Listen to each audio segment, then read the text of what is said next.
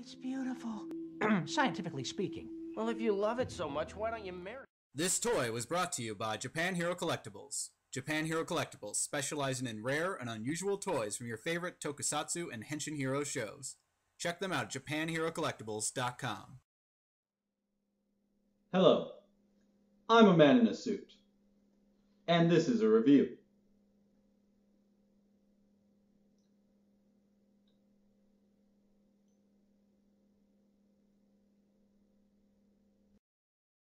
Alright, hello everyone out there in YouTube land. This is Brock with Toku Toy Time, and we have our first review ever.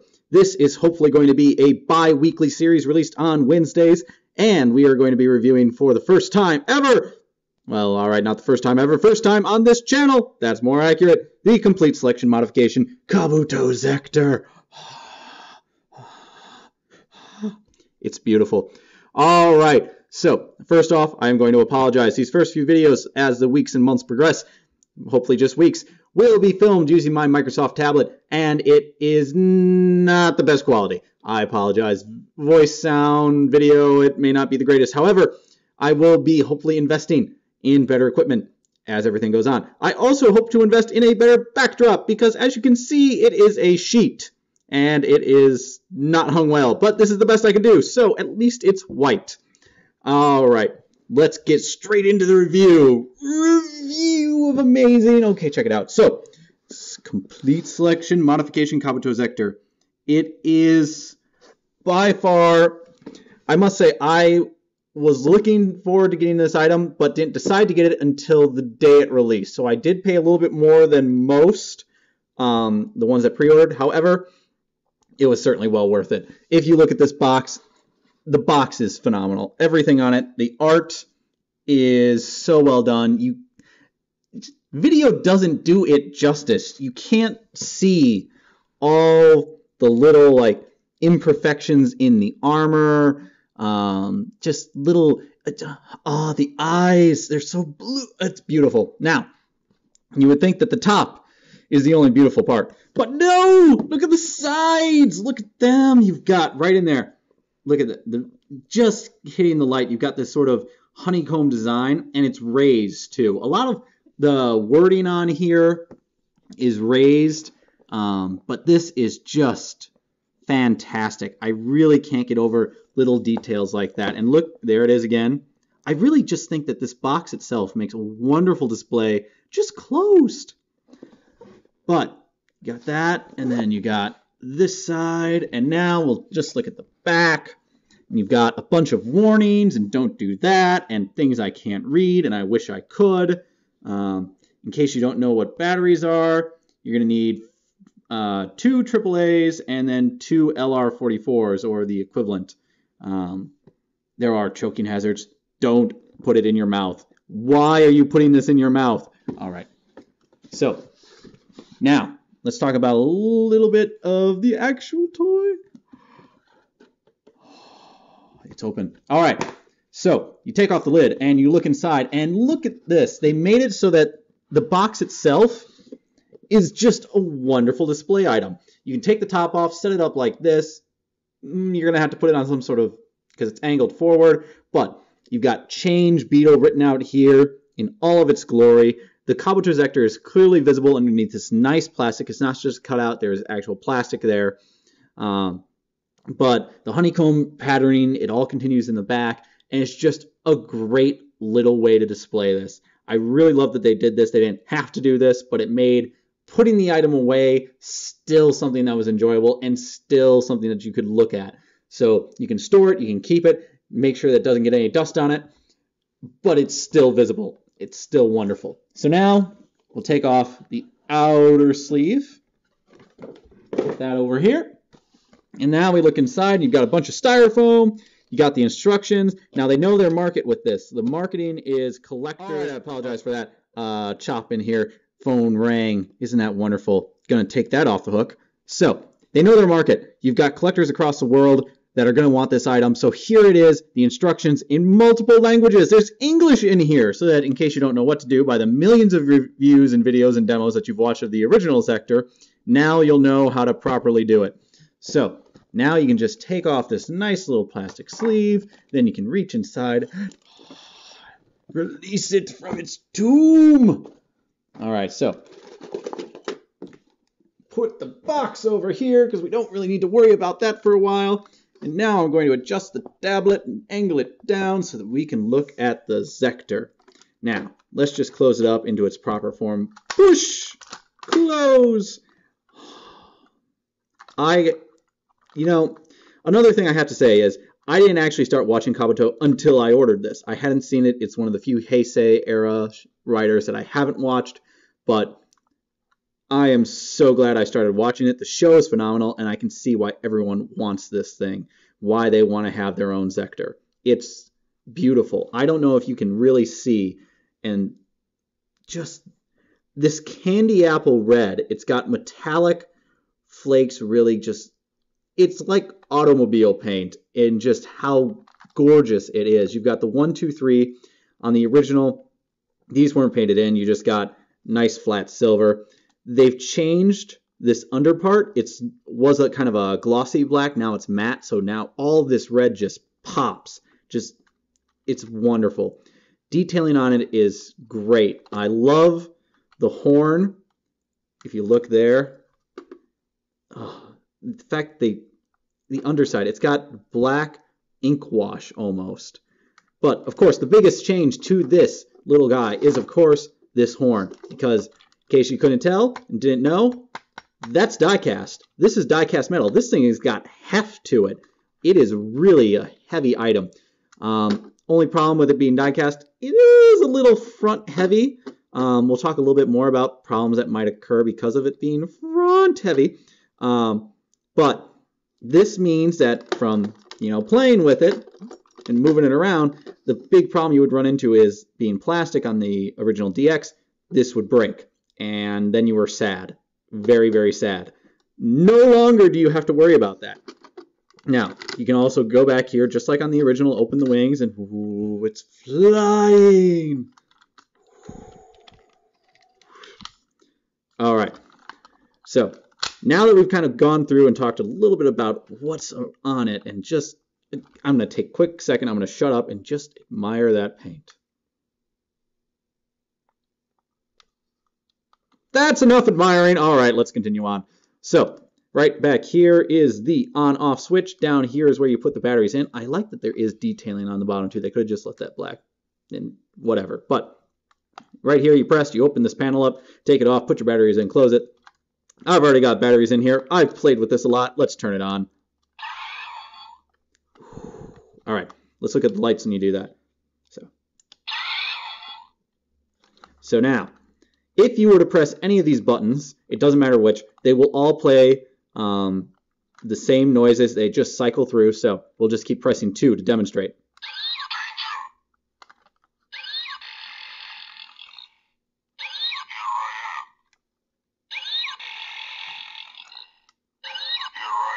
So those are the 3 noises you're going to get, is danger, here I am, and the beetle flying noise. The speaker is, yes, there is danger. The speaker for it is right here underneath the wings. That's why the holes are here, obviously, so you can hear it, just like the original from what I know.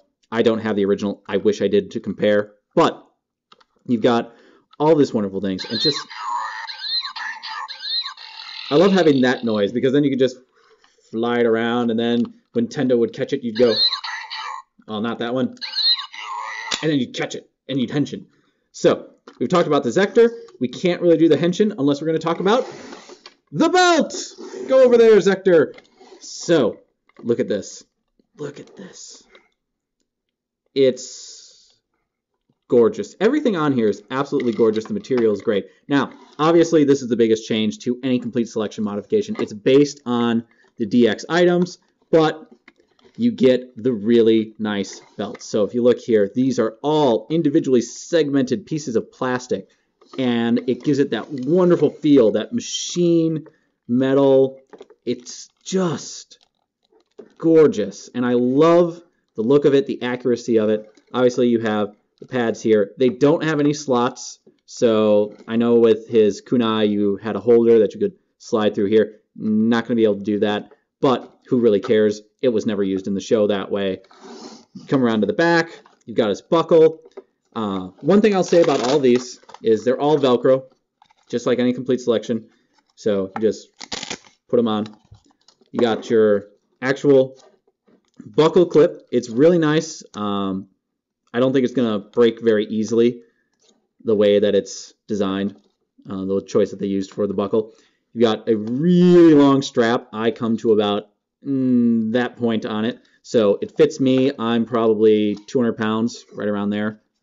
So if it can fit my waist, it can fit just about any collector's waist. Now, the big thing to this is not necessarily the belt itself, but something that you did not get on the original is a functional clock-up pad. So this one's a little different. You got a smaller strap along the sides to come around it. If you lift this up, there was a little thing in here you removed. I don't know if you can see that little, plastic tab, the ones that you always remove. Screw right here. You can take that off, get to the batteries.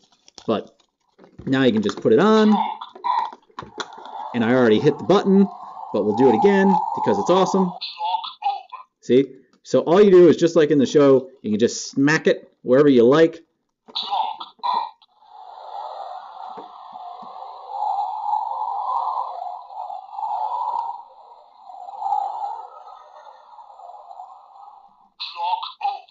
And it is on a timer. So you hit it, it says clock up. You don't hit it, it'll keep going with the weird wind noise, and then it'll stop.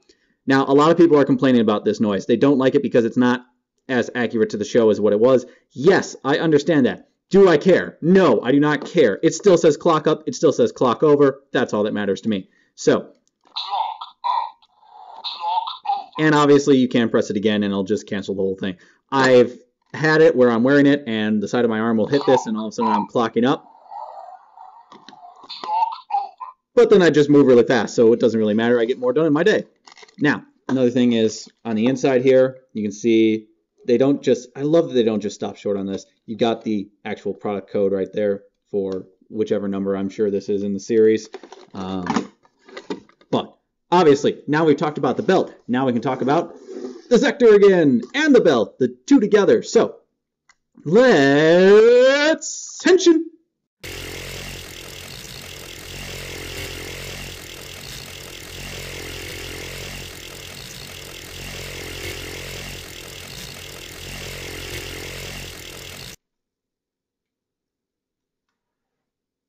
Henshin.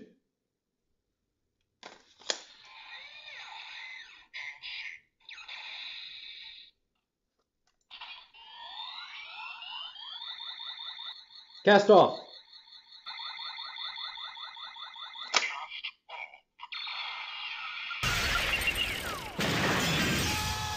Change Beetle. Alright, that was really fun, and I'm sorry that I had to do that. But I couldn't not do it. It was great. Okay, so you've got this wonderful little toy. Now, one thing I didn't tell you is when it's in its Zecter mode and you try to cast off, it says mistake. Let's look at the front when we do that. I love that they include just little things like that. It's always fun to me. So, now we've got the Zecter, we've got the belt. I've showed you how to henshin. Let's just do it again one more time. So, you take it, and you slide it along its track.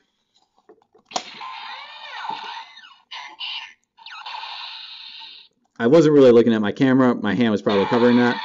But we'll slide it back a little, and now... Now, to get the Zecter off, you just got to press together on these two red buttons, and it will release absolutely fine, no problems at all. And these have that same candy apple red as the Zecter itself. I enjoy that a lot. So now, when it's in its cast form mode, you can press any of these buttons on top, and they will do this.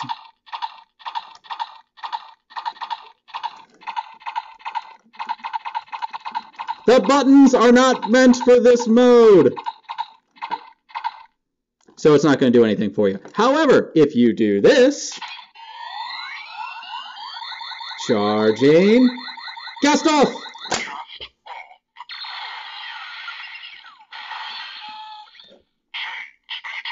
Ah, it's beautiful. So You get all the wonderful noises and sounds that you should get. It's still gorgeous when it opens up. It's a gorgeous belt. The thing is, this is not a toy like any of the normal belts that you've been getting of late. There's not a lot of sounds. There's not a lot of gimmicks. There's not a lot of function. But its simplicity is what makes this belt. It's so simple and so elegantly designed that you cannot help but love it. So now we'll do the ever important rider kick. So you can do 1, 2, 3. You can do 1, 3, 2. You can do 2, 2, 2, 3, 1, 2. Any order, it doesn't matter, but we'll do the proper way. So here we go.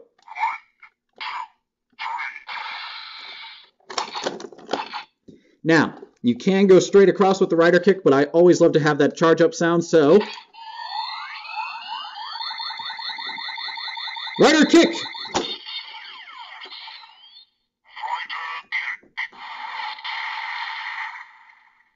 Let's do it one more time because it hit my thumb.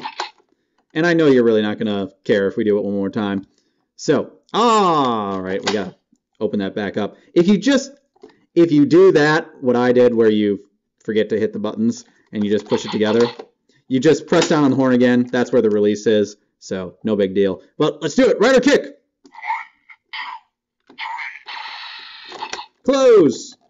And move the horn. I will say this is a very stiff motion to get it off of these pegs that it hooks onto. I like it and I don't because I'm always afraid I'm like pressing too hard and then I'm going to break it, and I don't want to do that because it's beautiful. But let's just rider kick. We'll do straight across this time. No charge. Ready? 1, 2, 3. Rider kick.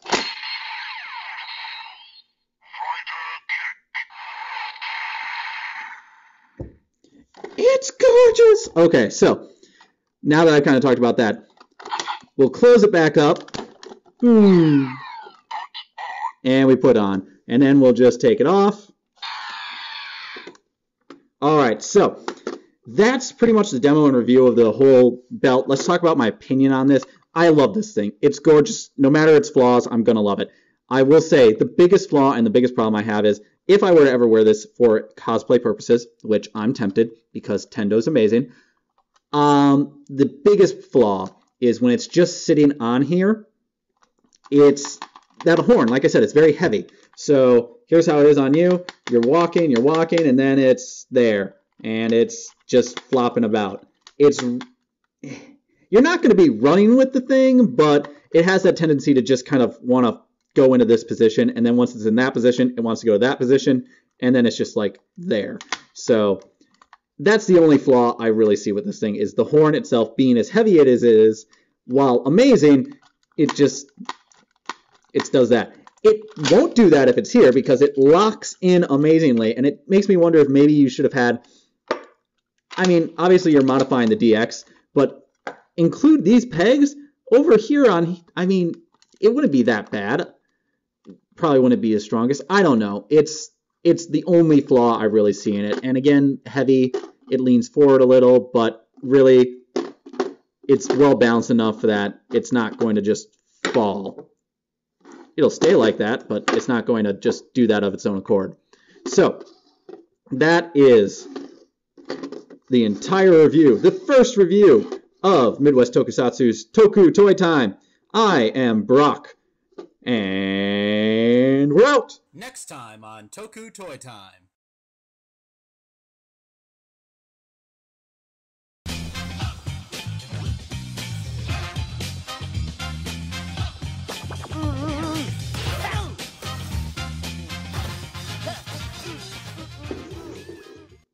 Bzzz.